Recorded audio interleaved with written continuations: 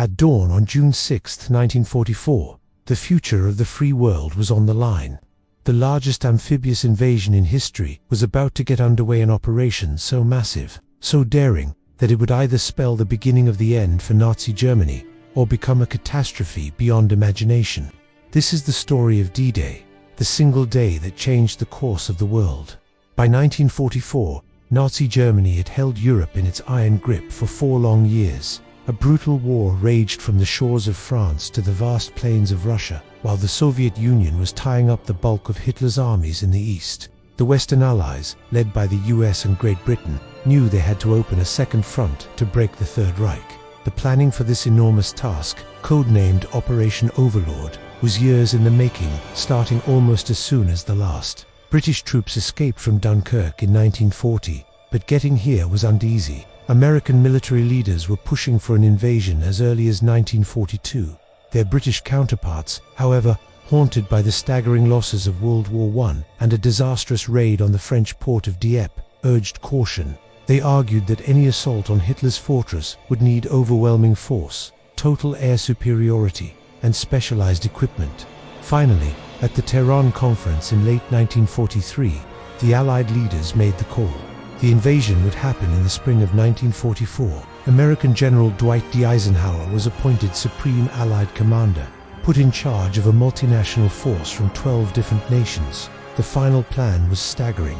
It involved an armada of nearly 7,000 vessels, over 11,000 aircraft, and a plan to land more than 150,000 soldiers on the beaches of Normandy on the first day alone. The Allies chose Normandy because its beaches were suitable for landing, and it was a good distance from the main German tank divisions. But for any of this to work, they'd need one crucial thing: the element of surprise. So how do you hide an invasion of this size? You orchestrate one of the most brilliant and successful deception campaigns in military history, Operation Bodyguard. The centerpiece of this plan was a clever sub-operation called Fortitude, and its goal was simple but audacious: convince the German High Command that the real invasion was aimed at the Pas de Calais, the narrowest point in the English Channel. Operation Fortitude was a masterclass in misdirection. The Allies built an entire ghost army, the 1st US Army Group, and stationed it in southern England, right across the Channel from Calais. This fake army had it all: inflatable tanks and trucks, dummy landing craft, and even fabricated military buildings. They generated fake radio chatter, mimicking the day-to-day communications of a massive force getting ready to attack. The deception was sealed by a network of double agents who fed false intelligence to their German handlers, all of it confirming that Calais was the target, and it worked. Hitler and his generals, who already thought Calais was the logical target, completely fell for it. They kept their most powerful armored divisions, the 15th Army, dug in there, waiting for an invasion that was never going to come. Even as the real Allied fleet sailed for Normandy, the Germans were letting their reconnaissance planes photograph the fake army. Then, on the night of the invasion, the Royal Air Force dropped thousands of dummy paratroopers, nicknamed Rupert's far from the real drop zones, complete with recordings of gunfire too, so even more confusion. The stage was perfectly set. Just after midnight on June 6th, the invasion began.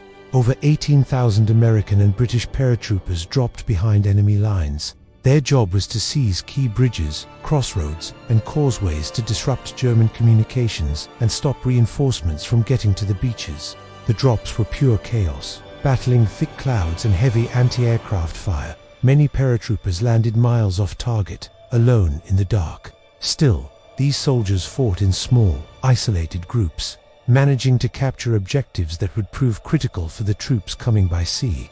The American 82nd and 101st Airborne Divisions fought to take the town of Sainte-Église and secure the exits from Utah Beach, while the British 6th Airborne captured a vital bridge and silenced a German battery that was threatening Sword Beach. As dawn broke, the largest naval armada ever seen appeared off the French coast. At 6:30 a.m., the landings began across 5 beaches: Sword, Juno, Gold, Utah, and Omaha. The British and Canadians landed at Sword, Juno, and Gold. At Sword, troops pushed inland against heavy fighting. At Gold, the pre-invasion bombardment had worked, and with support from warships like HMS Ajax, the British advanced steadily.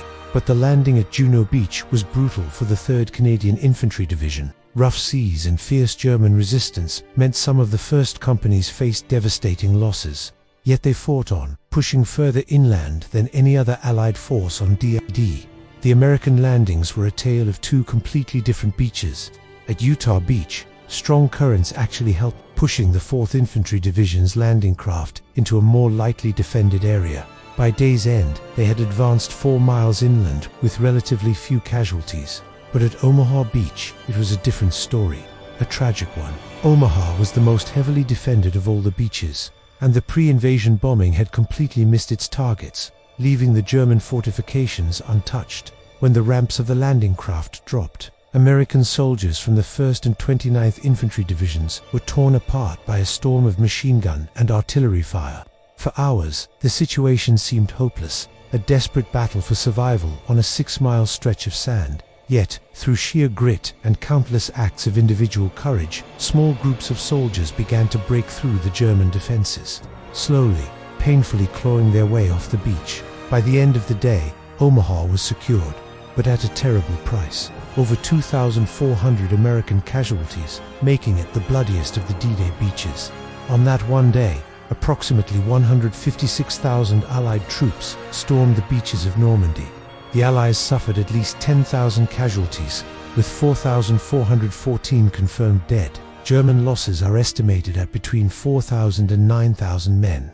But the invasion was a success. The Atlantic Wall was broken. D-Day was the turning point of the war in Western Europe.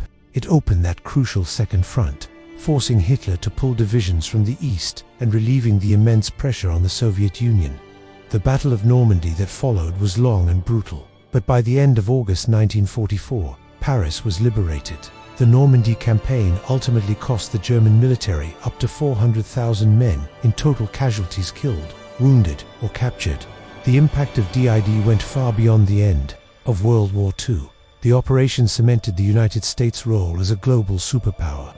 It forged the military and political alliances that would become the foundation of the post-war world. Like NATO, the logistical genius and sheer scale of the invasion set a new standard for military planning that is still studied today. D-Day wasn't just a battle, it was an event that literally shaped the world we live in, a powerful testament to what can be achieved when nations unite against tyranny. Conclusion and CTA. The story of D-Day is ultimately a human one.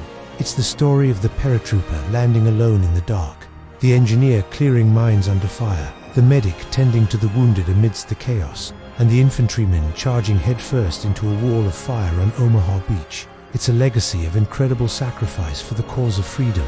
The world we live in today was bought and paid for on that single, longest day. What part of the D-Day story stands out to you the most? Let us know in the comments below. And if you found this piece of history as compelling as we do, please like this video and subscribe for more stories about the events that shaped our world.